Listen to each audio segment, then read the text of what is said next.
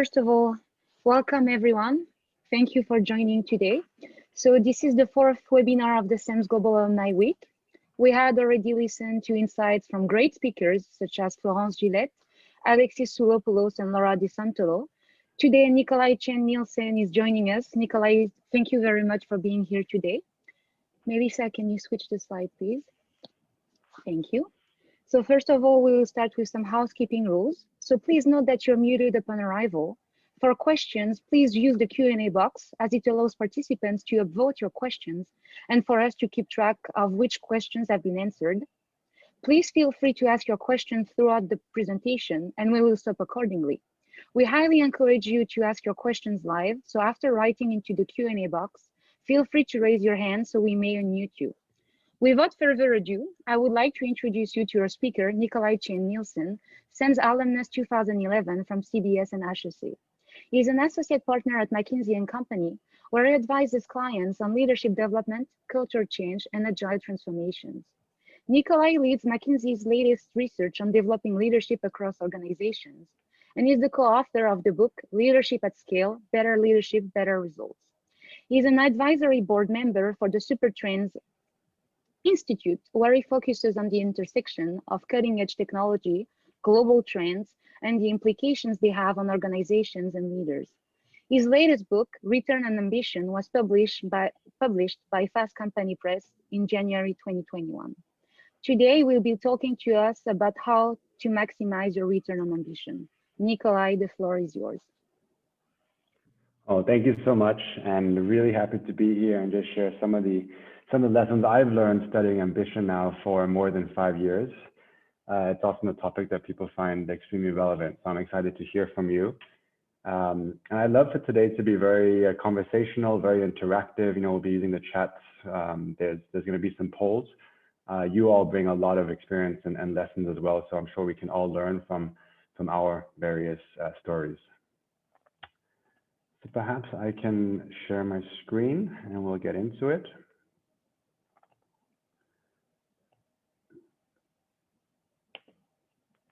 There we go. Letitia already gave a very nice introduction, but maybe I'll just add, you know, CEMS class of 2011, always been very grateful for the community, been to many of the in-person events when they were there. Now, of course, virtual changes things a little bit. And as Letitia mentioned, I've always been keen in writing and published my first book in 2018, Leadership at Scale. And then Return on Ambition came out 2 months ago, so it's still relatively new. And one question I often get is why a book on ambition, right? It's a topic that seems a little bit random to some people. And for me, it's always been quite personal. And maybe I'll share a story from one of my earliest memories, which was when I was 5 or 6. I played a lot of football. At that time, I wanted to be a professional football player. And I remember that even at that young age, it was something that was it was a very clear drive for me. So of course it was fun and I'd easily play for multiple hours outside with my friends, but it always meant more. It always had that, you could say, professional angle, even at a young age. This is what I wanted to do. And I was very disciplined around that. I then, around when I was 18, 19, decided not to pursue the football career. I didn't feel like I'd ever be as good as I'd hoped for, which was a hard pill to swallow, but focused then purely my energy on the professional studies and on a business career. And I remember doing my bachelor's and master's at CBS, which is a 5-year program back to back. And I had this great idea that I wanted to do 7 years worth of courses in those 5 years. And there was no rationale or logic behind it. I just felt like, look, there's all these interesting topics. I wanted to do extra classes on innovation, corporate finance. So 7 just seemed like a nice round number. And I had a moment when I was probably 21 where I just collapsed onto my couch in my apartment in Copenhagen. And I said the words, "I am burned out."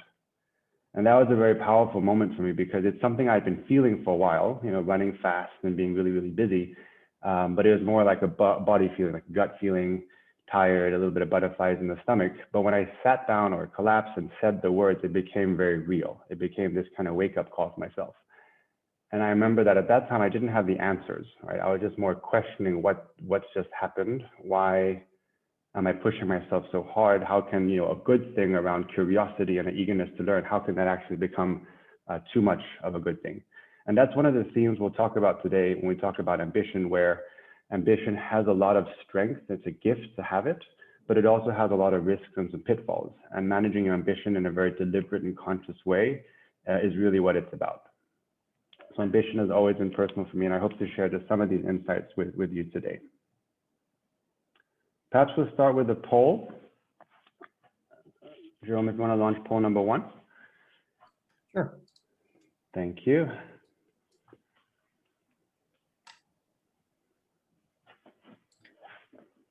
So the question would be, please indicate how you feel about the statements, I am ambitious.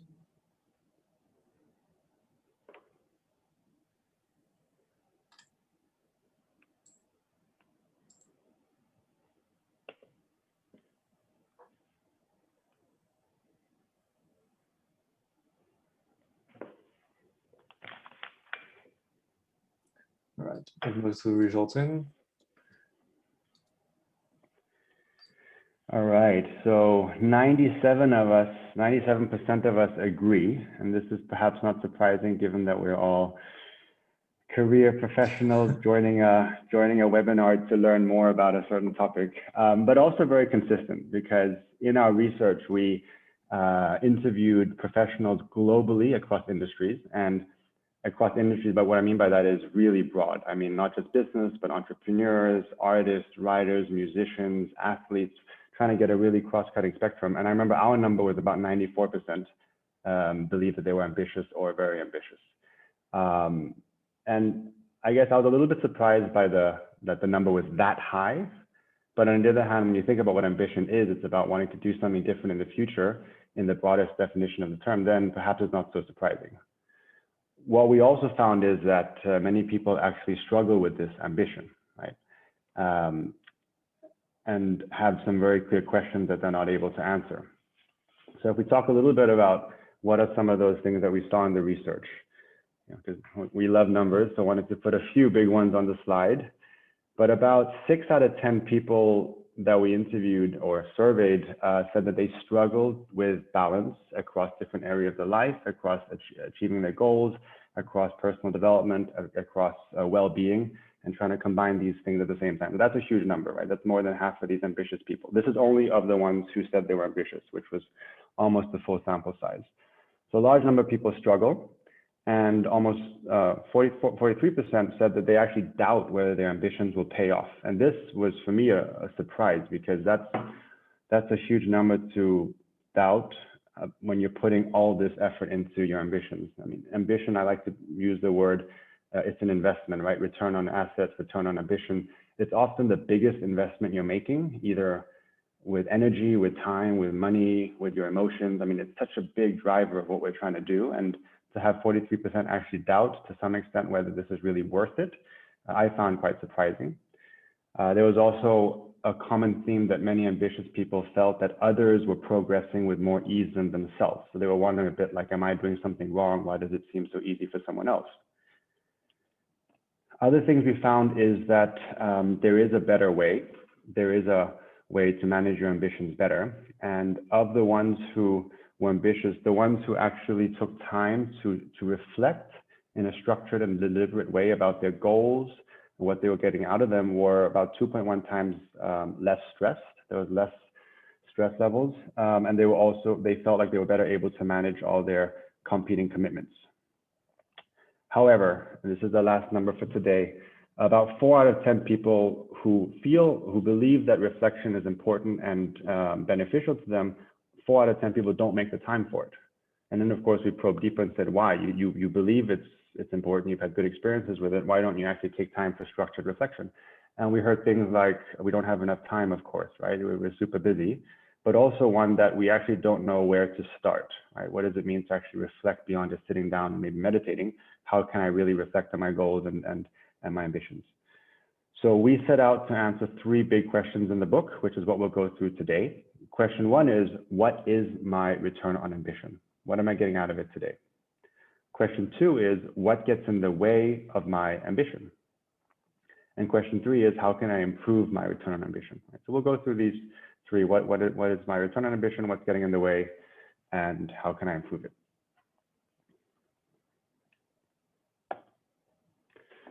So we started with a definition, and this is an ambitious definition. It's a powerful one. Ambition is a powerful yearning and drive to attain a future state that's different from today and challenging to reach. And there's a couple of keywords here, right? The powerful yearning and drive is important because you have this innate want to actually get to somewhere.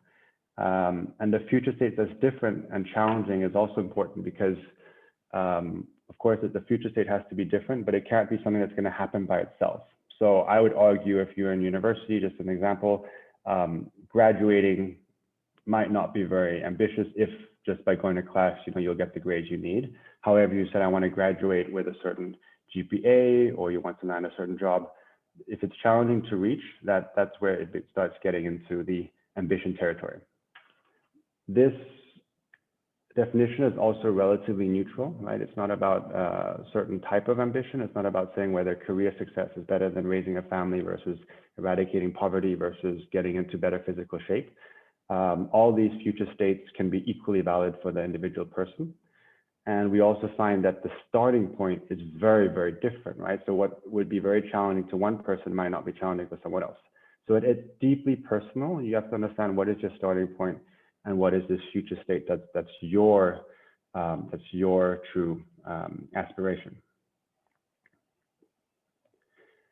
And to do that, as we measure the return on ambition, we have to start with understanding what is the ambition itself. Otherwise, we might measure the returns relative to someone else, right? We might just be disappointed that we're not doing something career-wise, or we haven't mastered a certain skill because that's what you see other people or your friends doing.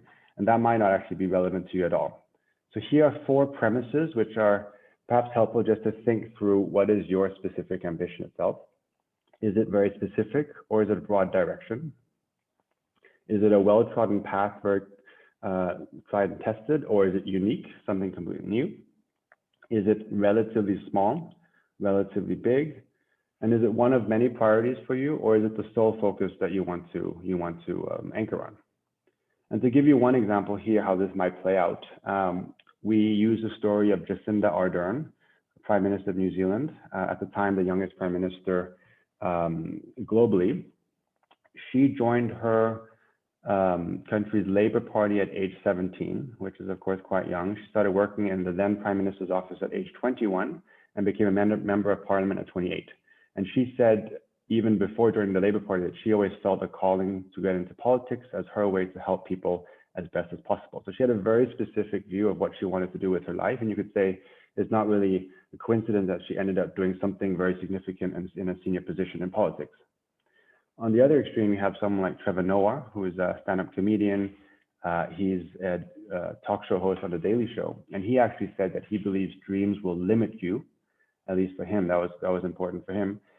He never had an aspiration to become a stand-up comedian, right? He wanted to do something with his life. He wanted to touch many people, get out there. But he said it was more a question of having doors open and just being open to follow what might come. So he didn't start out by saying he wanted to do this. So as these 2 examples illustrate, they would have a very different return expectation based on what their starting point and ambitions are.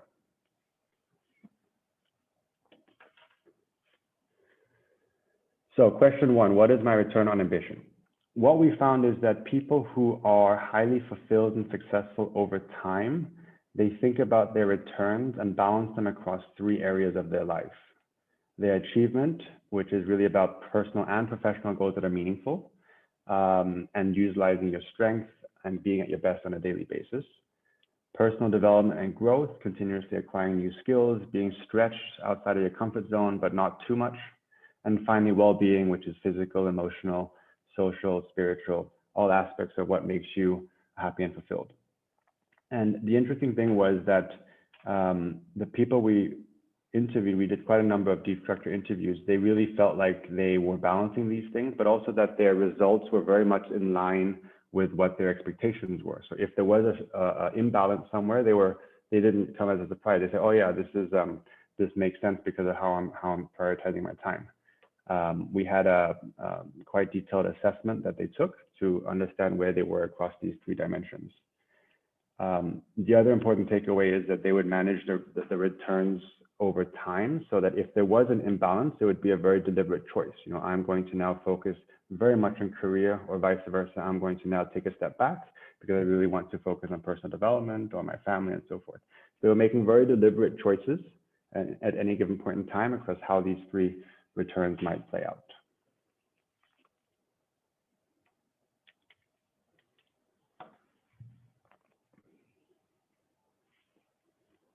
Just looking at the questions now. And Nuke, we'll get to your question. It's a great question about the balance of striving and then being grounded. We'll get to that in a second.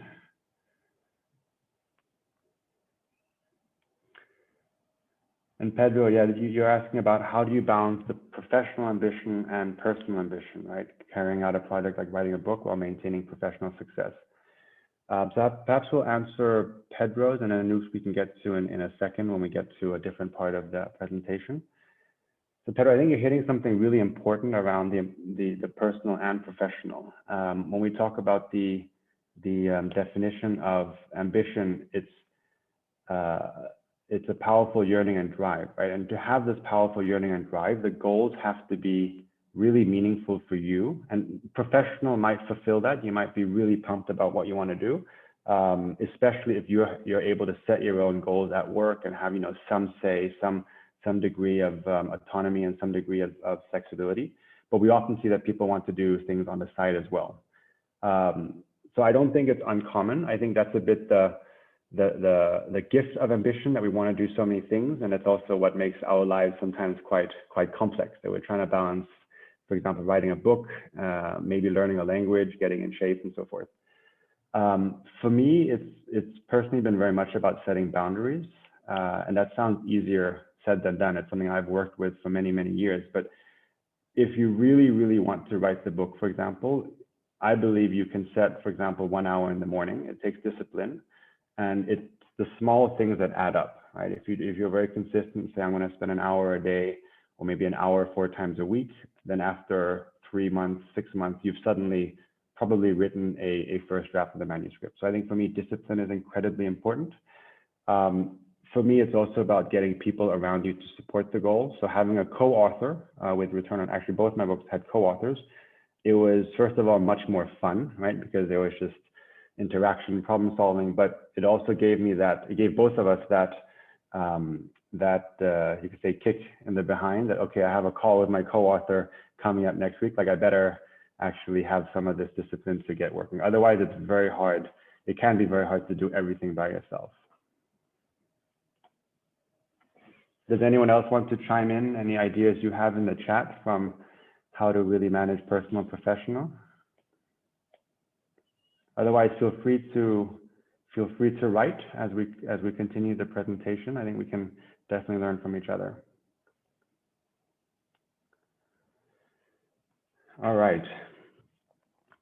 So the second question we'll get into now. So here we talked about what is my return on ambition. We've talked about the importance of having a very clear understanding, first of all, what is your ambition and is it true to you? It's not someone else's ambition. And then thinking about your returns across these 3 areas. In the book, we actually have a self-assessment where you would score yourself across 30 questions, and you get an understanding of how am I stacking up across these 3 areas and where are my biggest areas for opportunity. So that's your return on ambition. Then we can talk a little bit about what gets in the way. And this is also a little bit linked to Anouk's question. When we look at ambition and when we look at ambitious people, they often, the ones who are successful, the ones who are fulfilled, the ones who do well, they often share very common behaviors and mindset patterns that we've distilled into these 7, what we call frenemies of ambition.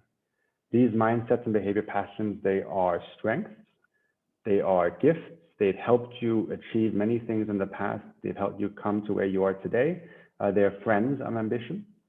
On the other hand, they can also be overplayed, right? Because you're ambitious, because you're pushing, because you have this drive, there's often too much of a good thing. And we see this moment where they become overly dominating. And that's where they become a pitfall, or we call an enemy of ambition. And these are then the seven frenemies that are both strengths and enemies. Let me briefly go through them, and then we'll talk about a couple of them, including the one that Anouk is referring to. So convention is the ability to follow a well-trodden path and achieve success as measured by society, for example, doing very well in school. But the risk is that you get stuck in routine and don't take any risk and don't take anything outside of your comfort zone. So that's convention.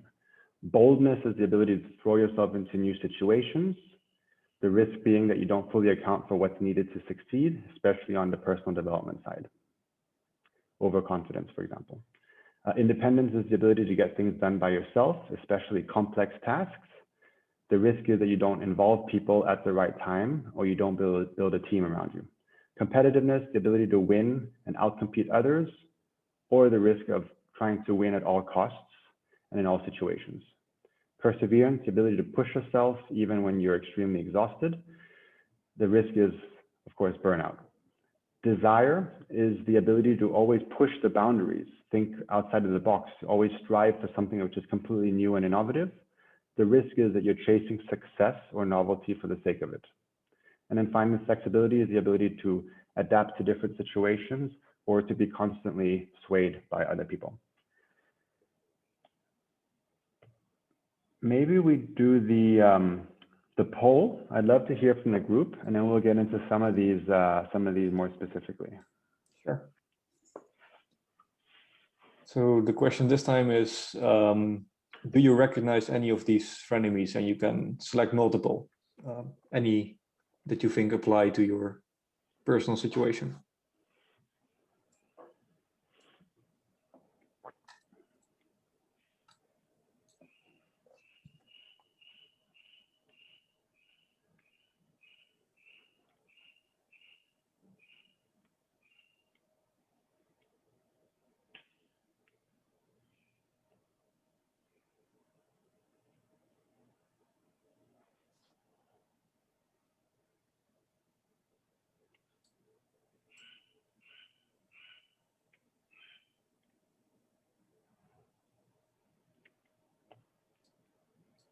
All right, let's see. All right, let's leave this one up. Sure. So we have a large majority, almost 80% recognizing perseverance. Independence is quite high, about half on competitiveness, desire, flexibility, and then about a quarter on convention, boldness. So also definitely interesting, also quite consistent. We find that people typically recognize more than one for sure, anywhere from 3, 4, sometimes even 5 or 6 of these. They are very ingrained in what it means to be ambitious. And it sounds like that's the same we see here. I would love to have any in the chat, any stories around how you've felt both the gifts of the one you've mentioned, but also some of the pitfalls, just to get a little bit from hearing from the group. And while people are chatting, I can share a story, but I would love to get some of the stories from the group as well. So please feel free to chat and write some of your experiences with your frenemies. In the meantime, I'll share a story while people are chatting. One of the interviews we did for the book was with Sanford Biggers, who is an interdisciplinary artist based in Harlem. He's been featured in some of the most prominent galleries globally. He's a really, really successful artist and does fascinating work. He struggled with the independence frenemy, and he didn't have the term independence, but as we interviewed him, we kind of uncovered that was the one that really got in his way as an artist, as an ambitious person. He had, in his words, a romanticized idea of what it meant to be an artist. He felt that everything coming out of his workshop had to be by him. Every brushstroke, every piece of art, even every email. He felt like it was being inauthentic if someone else was helping him in the workshop, which is, by the way, how many other artists operate. But he had this idea that it had to be coming from him. What he found was, number one, demand for his work grew. He was just unable to keep up to actually produce the work. Right? He was working crazy hours because people wanted more of his work. But number two, he found that as he got into more complex type art projects, sculptures, installations, he found that he was actually getting quite limited. Right? He didn't have experience. He wanted to create, for example, this massive hand, a sculpture. He said, he'd never really done that kind of work before. So he felt quite limiting. And as he said, on the quote on this slide, it was stunting his development as an artist. And it was a very humble realization that he actually needed to bring in other people and work with them. So you often see this moment when you have the frenemy going from a strength to an enemy, that there's a moment of an aha moment or a wake-up call, right? He had this moment where he just felt really stunted, and it took him some time to actually shift the mindset. It's not just that you wake up and you say, yep, now I'm going to collaborate. But as he reflects today, he's in a completely different space, right? He used to have a mindset that working with others is a sign of weakness. Having other people support me in my workshop is inauthentic as an artist. That used to be his real prevailing beliefs in life, his paradigm, right? His mindset today is completely opposite. I can do better when I work with others. I can learn more. I can share my work more broadly by having a team of people around me. So that was his journey as just one example.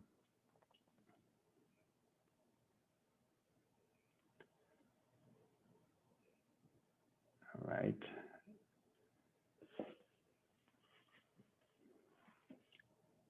Maybe we'll get to Anouk's question. So your question is, how can you balance, on the one hand, being ambitious and always striving for more, and on the other hand, being grateful and happy with the current status? So I would say this is very much the desire frenemy, where you're constantly looking for something that's out there, right? You're constantly striving for new things. And here's a story of Pia Mancini, who has founded a number of different entities and organizations. She founded a Democracy OS, which is a way to actually get the voice of citizens into parliament, right? Right now, it's very much around non-binding voting, but the citizens can vote on different issues, and then the politicians can see what really not just people in parliament think, but millions of people are thinking. So it's still quite innovative, but in her mind, she wants to bring very old-fashioned 15th century, in her words, government institutions into the internet era, right? How can we bring technology into how we work as a government? So she's very ambitious. She has a very, very successful TED Talk as well. And she had the desire frenemy. So she told us a story how she was out there, at the beginning of her career, campaigning 24/7. She was launching Democracy OS. She was trying to influence how politicians actually set legislature and voted and so forth. And she was running really fast. And one day her friend asked her, Pia, why are you running so fast? And she said she was completely lost for words because she didn't really have an answer, right? She just knew that she was trying to revolutionize how governments actually work, bring them into the internet era, which is a huge goal. And she was running fast towards that somewhat ambiguous end state. And when her friend asked her this, she got completely shocked. And that was her moment, a wake-up call to reflect on what does really success look like in her life, and how does she want to balance her time. She has a young child, how can she manage that commitment as well? And she completely shifted her thinking, right? When we spoke with her, she said that she is now much more at peace, that her legacy will not be to completely transform and bring this whole new world into existence in the next 20, 30 years. She has peace with the fact that there will still be a lot of work to do when she retires, but every little bit helps, and she's more clear about how she's spending her time on a day-to-day basis.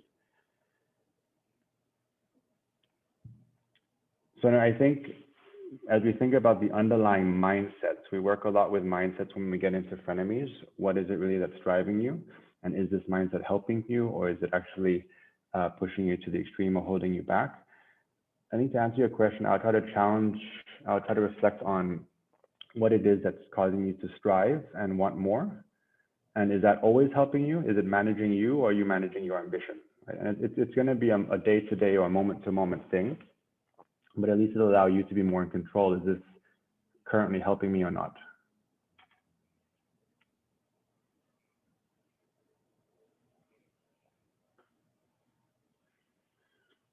Jerome, frenemy of independence.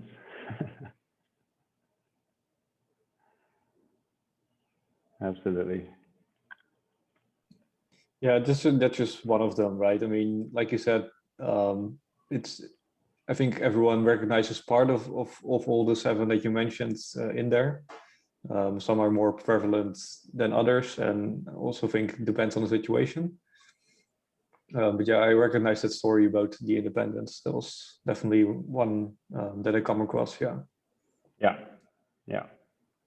If I may add something, as well about the frenemies, Nikolai. I think that convention is a big one as well, especially when you're still a student and you're trying to be the best, you know, at school, and like you feel like you're defined a lot by the grades. But then there are so many areas like we can be good at and like improve, and it's not something that we can quantify the same way that we can be graded. So I would, of course, agree with Jeroen that I recognize myself in almost all of them. And I think this one would be like the convention one would be a nice example to put forward. No, absolutely. Thank you for sharing, Jeroen and Letitia. I want to get into, so Anouk had the question about balance.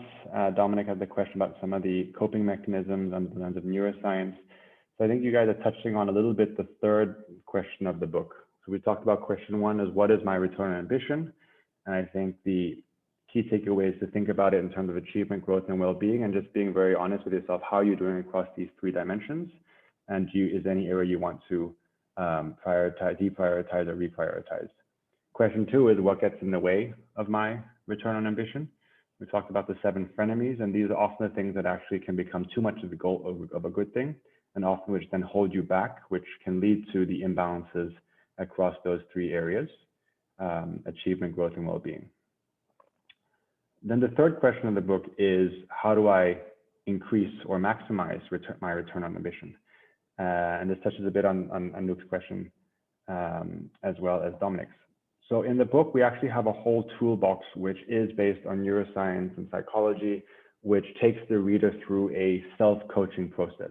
One of the goals of the book is also to in a way, democratize coaching. It can be very expensive, and why can't we bring some of these tools to a wider audience? A book will never fully substitute for a coach, but at least it might give the reader some tools to begin to go on a coaching journey themselves. So there is a toolbox in the book, which has 4 different elements. Today, we'll focus on just one of those tools as a way to think about your frenemies. So to begin with, as you think about how to manage your ambition, your frenemies better, there's a concept of conceptual awareness, which is a bit that aha moment where you've learned something new about yourself. So Stanford Biggert had the aha moment that he has a tendency to be very independent, and actually it's holding him back. You might have the aha moment that your desire is causing you to just always chase new things. Nothing's ever good enough. I personally had the experience of living in the future where I'm not really grounded or satisfied with today because I'm just waiting, oh, when that book comes out or when I get to that promotion, then things will be better, which I think is never works, because then you just keep having a higher bar.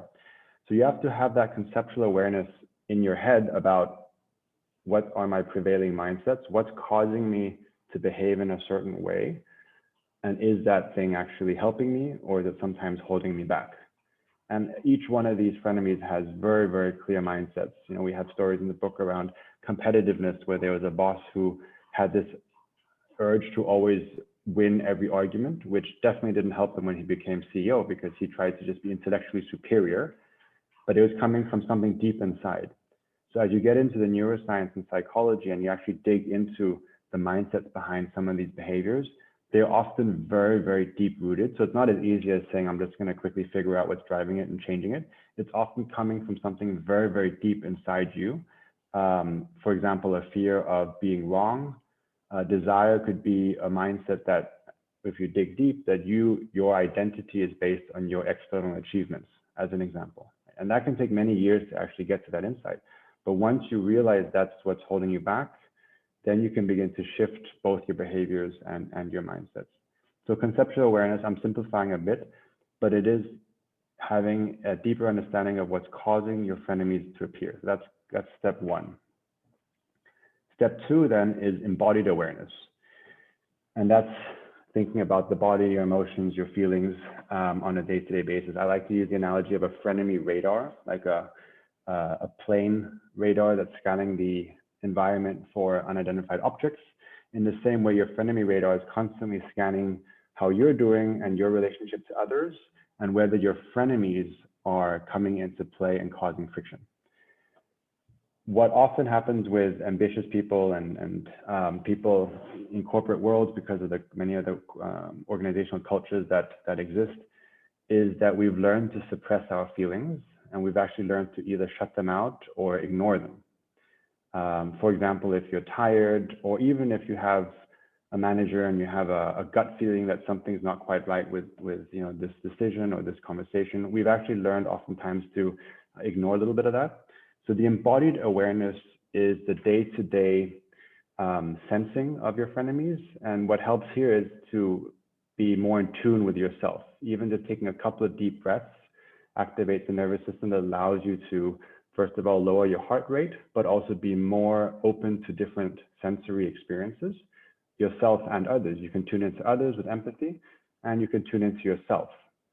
So the encouragement here is just to be very aware of your gut feelings. If you have a slight inclination that something is wrong, or if you feel that one of your frenemies is coming up on you, for example, desire, if you're just about to make a decision and you're just super excited, taking that moment is extremely important. And the simple tool at the bottom is sense, adapt, note, and explore, where the embodied awareness helps you sense what's going on inside yourself. Is the frenemy creeping up? Adapting in the moment, right? Ideally, you can adapt your behavior so that you're not letting your frenemy manage you, but you can actually manage your frenemy. So to the example about competitiveness, the interviewee Magnus, who had the urge to always be intellectually correct in his meeting, he had to learn how to sense when he was having all of these counter arguments in his head, and to stop it and then say something different, either saying, please tell me more, or I have a feeling that I'm not quite agreeing with you, but let's try to discuss, in a very different manner than just saying you're wrong and here are 3 reasons why. So sensing what's happening, adapting in the moment. You won't always be able to adapt, but I think the more you practice, the more you can do so. Then noting down what just happened, literally taking your phone and just writing 2 sentences. What just happened? What was the feeling? What did you think? What did you say? Is extremely important. And then 3 hours to 24 hours after, so not in the heat of the moment, and within a day, exploring just for 10 minutes, looking at your note, what causes frenemy to appear? Is it helping me right now or not?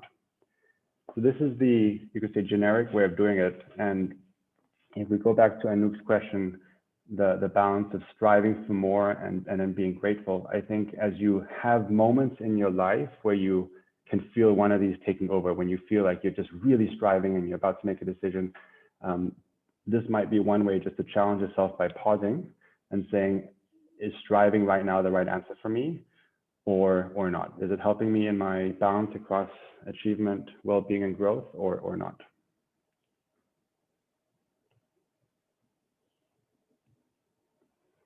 Just gonna look at the chats.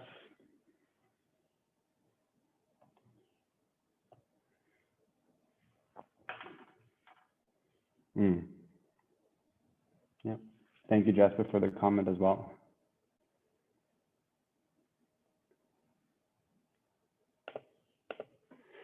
So those were the key headlines. Also conscious of time, we want to have time for questions at the end.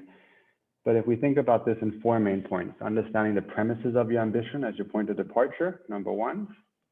Number 2, reflecting on your returns across achievement, growth, and well-being, and where the imbalances are. Number 3, understanding your frenemies and what's causing them to get in the way, which is the conceptual awareness, and then activating your frenemy radar and continue to fine-tune it on a day-to-day basis.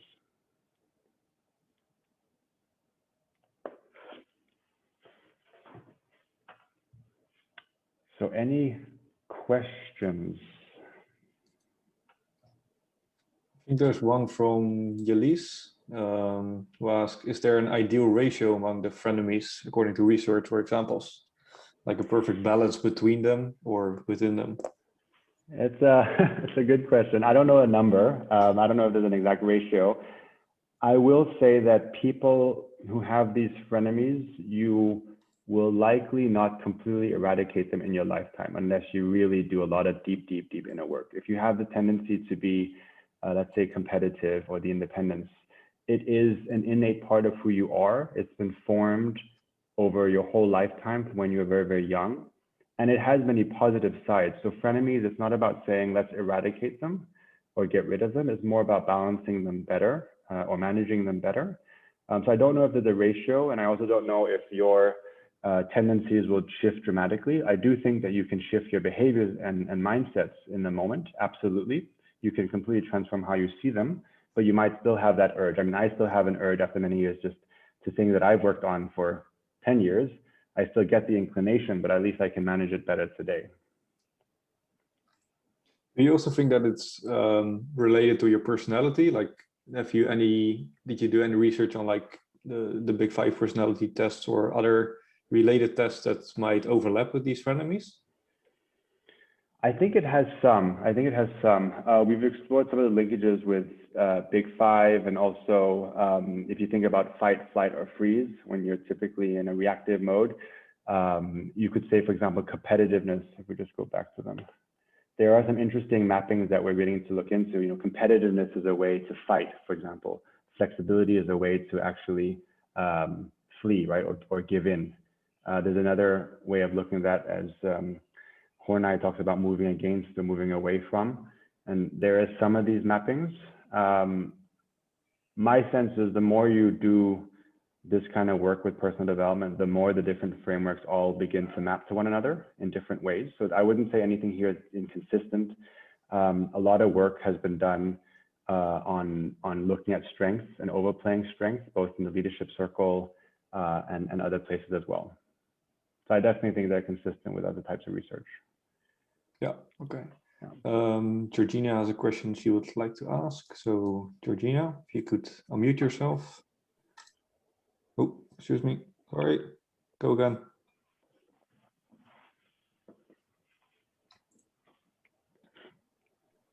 There we go.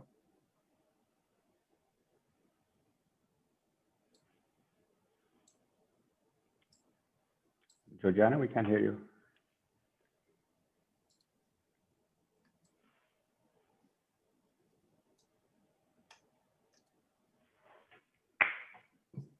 Maybe you could type your question in the chat, because I don't think we can hear you. Maybe in the meantime, I have another question for you, Nikolai. It's a bit of a personal question maybe for you, because in the beginning you told your story about how you laid at your couch and you said to yourself, "I'm burnt out." Do you have any advice maybe for CEMSies that feel the same way, or that feel like, am I burnt out, or that feel that they're under a lot of pressure? What did you do, and what advice would you have for fellow CEMSies that are in the same position? Yeah. No, it's an important question. And it's definitely a tendency I think many people have. I would ask the very basic question to myself: am I doing too much? And only I can answer that question, because I know what too much means for me. But I would argue that most of the time the answer is probably yes. In our world today, we're always busy, and we're just, work takes over, school takes over. We are doing too much. And then I would try to ask myself, which of these things can I really strip away? Really get to the essence, right? If you think about what would make you truly fulfilled in 3 years or in 5 years, and really try to paint a picture that would make you utmost happy, you really start seeing the big rocks, right? Is it family? Is it something with a career achievement? And some of those small things fall away. So it's ruthless prioritization, really linked to your authentic purpose in this world. Yeah. This is also something that sounds simple, but ambition can be exciting, right? There's a reason that we go after all these things.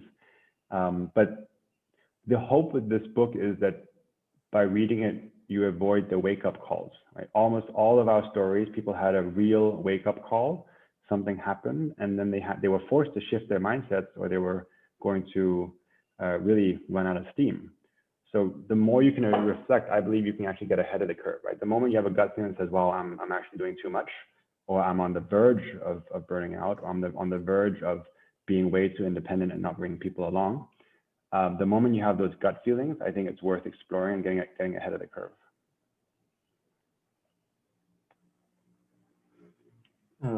Thank you. I think Georgina, her mic is not working, so maybe you could type it in the chat and then we can answer your question still. If there are any other questions from the audience, just either use the Q&A function or put them in the chat or raise your hand and we can answer them. Also, lessons from all of us. I mean, which mechanisms have you used to manage your frenemies? Which advice do you have for the rest of us to manage your ambitions better than letting it manage you?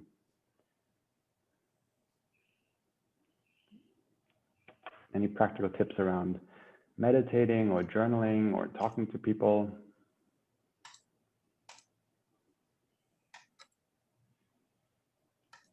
Gus, go ahead. Georgiana is asking. Hi there, guys. Do you hear me well? Yeah, we can. Yeah. Great presentation, Nikolai. It's really impressive how you put together a really nice and compelling framework, and you published it. And congrats on that. And I'm really interested about the publishing part of things, and I wonder how I noticed that you did it with a publisher, but I wonder how you now try to use this book in promoting your personal brand, or how do you promote it? How do you try to reach to a wider audience? And if you can share something, because it's a fresh book, like what are the results so far? If you can share anything, that would be really interesting. I'm a big fan of publishing and self-publishing, so that's why the question. Thanks. Thank you, Lucas. No, I appreciate the kind words. So publishing, you asked about how am I trying to promote the book.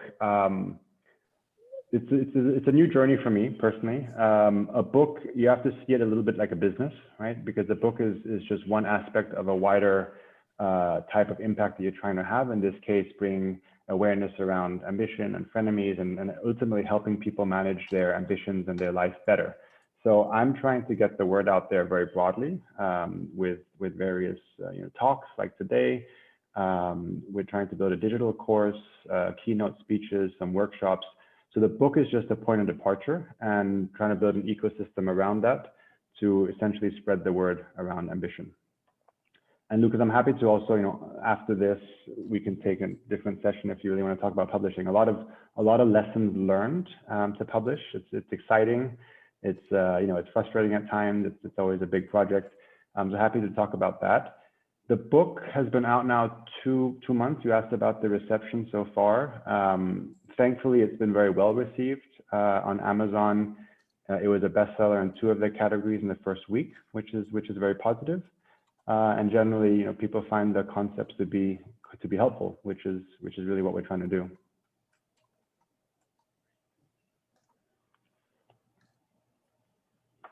Thanks, Lucas, for that question. That's great. Thank you, Lucas. Another question that I might have in the meantime is, do you think that ambition could also be a group effort? You talked about how you relate yourself to other people, and that it might. I understand that if you relate yourself too much, that you see that other people have different goals, right? In their life, they have different experiences. They start from a different point. You also think that you can have a shared ambitious goal with a group, for example, or how others could help you really fulfill both of your ambitions. Yeah. No, it's an interesting question. I do a lot of work at McKinsey. I do most of my work at the organizational level and system level, culture level. This book is about the individual, but I think it's 2 very distinct levels. So at the individual level, you talked about not being too heavily influenced by others. You're right. Individually, you have to find what's really authentic and true to you. And that's a big question. That's what's my purpose in life? Why am I here? What's my legacy? Those are big questions in themselves. On the group side, which you talked about, how can we have a group goal? That for me is part and parcel of a successful or a high performing culture. So I think the short answer is yes, absolutely. Organizations that have a very shared ambition, clear direction, clear way of getting there, people are excited. That's of course very, very important. And I'll add that when you look at the interplay between the individual and the group, the individual is very, very heavily influenced by the system around them. and that can be good, and that can be not so good, right? So if an organizational culture is very competitive or very cutthroat, or really values independence and not teamwork, for example, even if a person has the best intentions, they will very quickly often conform to that because they don't want to be sticking out, right? The incentive system, what they see their leaders doing, what they're told to do, all of that actually leads them to behave in a certain way, right? So the group has a big, big influence on how you achieve your ambitions as well. Yeah, I fully agree. And also a lot of research in team development and team performance that really shows that the diversity of personalities can really boost the performance, right, or have a positive effect. Have you seen in your research any complementary frenemies that sort of enhance each other or really bring out the best in people when they work together? How frenemies, how you can bring out the best in them when you work together, you mean? Yeah, so for example, if a person has very high independence, but a very low desire, and someone else has a high desire, do they complement each other? Yeah. So I see, when you look at organizations today, they're becoming much more team-based. That's just the new way of working, less hierarchies, more teams, more cross-functionality. Often more sprint-based, somewhat agile approaches. So you see much more teams as a center for getting work done. And you see a new focus on how do teams actually learn and develop together. So I think it is complementary. I think teams often don't actually spend much time learning as a team, right? As an individual, you have performance feedback and so forth, and there's some organizational culture that you try to fit into. But as a team who's together that many times, why aren't there really learning moments at the beginning of the week, check in, check out on a daily basis? Why don't you have a learning plan? As we do this project the next 6 weeks, what do we as a team want to collectively learn? And that could be some of these frenemies. We want to get better at managing independence. You can bring in other frameworks as well, right? The Big Five or whatever it might be. So I don't have the elegant answer, but I think teams have more potential for learning together than is often utilized. That's a great point. Yeah, not only personal reflection, but also team reflection. What do you want to achieve? Yeah, we've I've done work with teams doing team icebergs, for example, or team behaviors and team mindsets. And even though people sometimes have a different, slight different twist, you often can get a collective view of where you are today, collective view of where you want to go. So, that's another way to think about it. The embodied and conceptual can be applied to teams for sure. Yeah. All right, I think we're nearing the end of the discussion. There's one more question, and that's more related to the CEMS program. So does the CEMS program, or has it shaped your ambition in a special way? And would you have any advice for the current students that might be still unsure about your future or what their ambition is? Yeah, well, CEMS for me, first of all, is about the people. It was and is a fantastic network for me. And that's probably the biggest thing I take away, just getting an access to such a rich and diverse and open-minded group of individuals I find fascinating and very grateful for. It's probably shaped my ambition most in terms of thinking about a global mindset, a global consciousness. So I'm very passionate about helping break down barriers and help the world essentially work better together as one instead of being so divided, which is becoming an increasing trend. So CEMS for me shows the power of globalness, of people who actually think globally first and locally second to some extent, and that there is a way to actually make this work. So CEMS has shaped that, you could say, opening and enrichment of my experiences personally. Great. Thank you, Nikolai, for those insights. Unfortunately, it's time to end this session. So maybe, Melissa, you could start sharing your slides.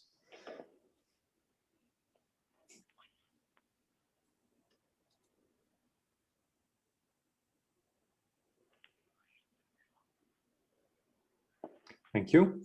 So yeah, Nikolai, again, thank you very much for taking your time in your busy schedule to not only promote your book, but also to enlighten us and share with us your thoughts on return on ambition, and also how we can reflect with ourselves and how to deal with our frenemies. I would also like to thank the audience for being here today. for asking your questions, for your active participation. Really made it lively. A few more announcements to make. The first one is that the last webinar of this Global Alumni Week is coming up this Saturday. Melvin Tan and his colleagues will hold a panel discussion on the topic of e-commerce in the APAC region. It also starts the APAC Forum.